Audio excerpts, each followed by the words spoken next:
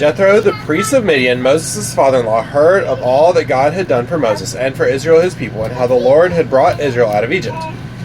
Now Jethro, Moses' father-in-law, had taken Zipporah, Moses' wife, after he had sent her home, along with her 2 sons. The name of the one was Gershom, for he said, I had been a sojourner in a foreign land, and the name of the other, Eleazar. For he said, the God of my father was my help, and delivered me from the sword of Pharaoh.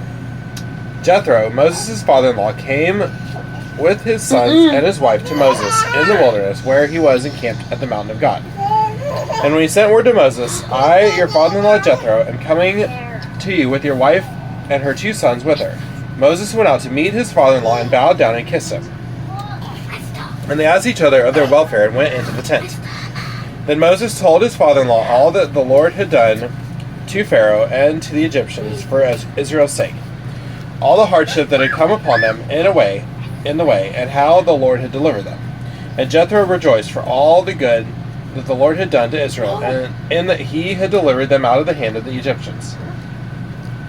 Jethro said, Blessed be the Lord, who has delivered you out of the hand of the Egyptians, and out of the hand of Pharaoh, and has delivered the people from under the hand of the Egyptians. Now I know that the Lord is greater than all gods, because in this affair they dealt arrogantly with the people. And Jethro, Moses' father-in-law, brought a burnt offering and sacrifices to God.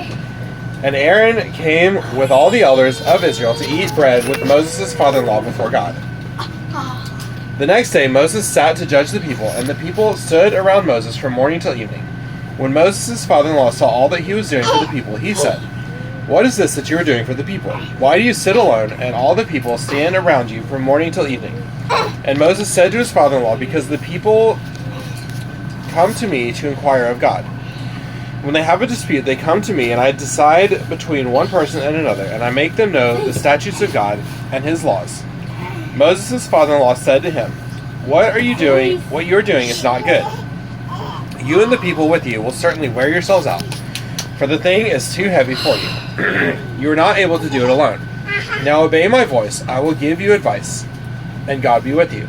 You shall represent the people before God and bring their cases to God, and you shall warn them about the statutes and the laws, and make them know the way in which they must walk and what they must do.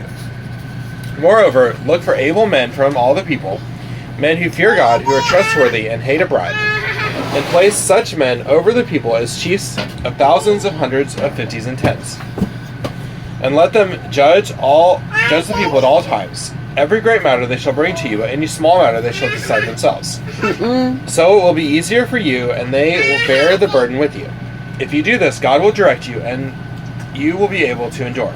And all this people will also go to their place in peace.